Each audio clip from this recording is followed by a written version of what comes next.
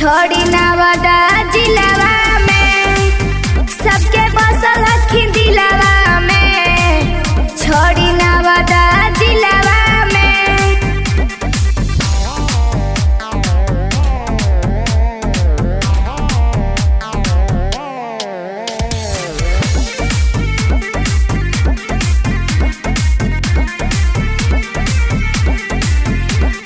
कर ले तू अख में गजरवा लग जी तब के करो नजरवा गे। 16 के हकौ तोर चढ़ल जवानी देखी के छौड़न के आबो पानी।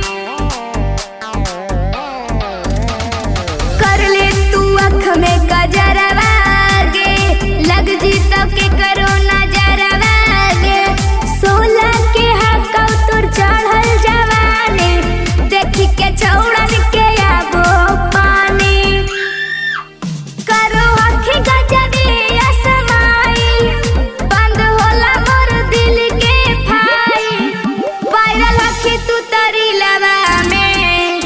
छोड़ी नवादा जिलावा में सबके बसल हखिन दिलावा में। छोड़ी गया जिलावा में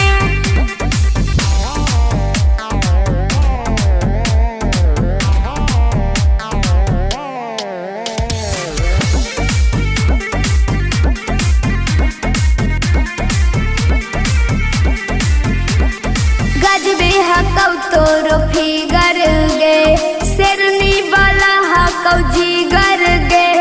तोरा में हकौ छोड़ी कुछ खा बन के दुल्हन आ जो मोरा पास। गजबे हकौ तोरो फिगर गे शेरनी वाला हकौ जिगर गे। तोरा में हकौ छोड़ी कुछ खा बन के दुल्हन आ जो मोरा पास। कोई बोलत नहीं तोरा सुतमी धर के कोरा घूर में है हिलरा में। छोड़ी नवादा